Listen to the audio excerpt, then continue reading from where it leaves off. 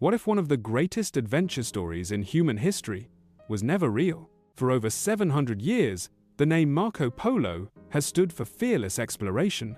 A young Venetian who crossed deserts, survived bandits, entered the court of Khubilai Khan, and returned to Europe with stories so unbelievable that people called him Marco the Million Lies. And that nickname wasn't admiration, it was an accusation. So here's the question historians still argue about today. Did Marco Polo really travel to China? Or did he build his fame on stories he never lived? Let's rewind to 13th century Venice, a city of merchants, ambition, and rumor. Marco Polo grows up hearing tales of the East from his father and uncle, who had already traveled along the Silk Road. Gold, silk, strange cities, powerful khans. Then, at just 17 years old, Marco leaves Europe and vanishes from the Western world for nearly 24 years. When he returns, he is captured in a war between Venice and Genoa. In prison, Marco tells his life story to a fellow inmate, who writes it down. That book becomes one of the most influential travel accounts in history. But here's where the doubts begin. Marco Polo describes massive cities, advanced postal systems, paper money, coal being used as fuel, and the vast empire of the Mongols. To medieval Europeans, this sounded like fantasy. People didn't think he was a genius observer.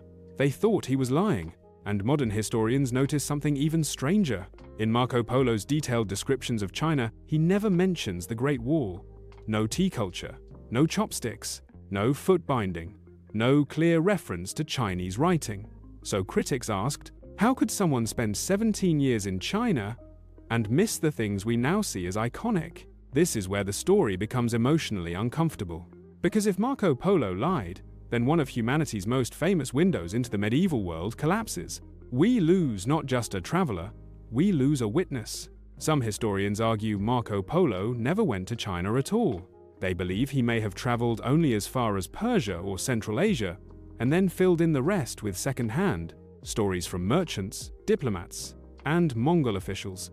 In this version of history, Marco Polo becomes less of an explorer and more of a brilliant storyteller who understood what Europe wanted to hear.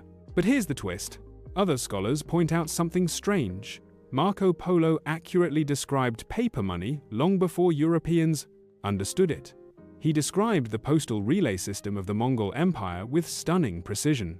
He knew details about salt production, taxation, and regional governance that would have been extremely difficult to fake convincingly in medieval Europe. So how could he know these things if he had never been there? One explanation is unsettlingly human. Marco Polo may have been telling the truth, just not the truth we expect. He wasn't writing for historians. He was telling stories to entertain, impress, and survive prison. His book was edited, translated, copied, and altered again and again over centuries. Details were lost. Details were changed. Some parts were exaggerated. Others were cut completely. We don't even have Marco Polo's original manuscript. What we have is a distorted echo of his voice. And suddenly the question changes. It's no longer, did Marco Polo lie? It becomes, how much of Marco Polo's story survived the centuries without being reshaped by other people? Here's the emotional peak of this story. Even if Marco Polo exaggerated, misunderstood, or misremembered parts of what he saw, his book still changed history. It opened Europe's imagination to Asia. It reshaped trade routes. It inspired explorers like Christopher Columbus, who carried a copy of Marco Polo's book on his voyages. Whether Marco Polo was a perfect witness or a flawed narrator, his story helped launch the age of global exploration. And maybe that's the most uncomfortable truth of all. History isn't built on perfect truth. It's built on human memory, on stories told under pressure, on details filtered through fear, pride, and wonder. So, was Marco Polo a liar? Probably not in the simple sense. He may have traveled less than he claimed. He may have misunderstood what he saw. He may have let others reshape his words. But he also described a world Europe desperately needed to imagine. Marco Polo didn't just report the world, he helped create the world people believed was possible. And that belief changed everything.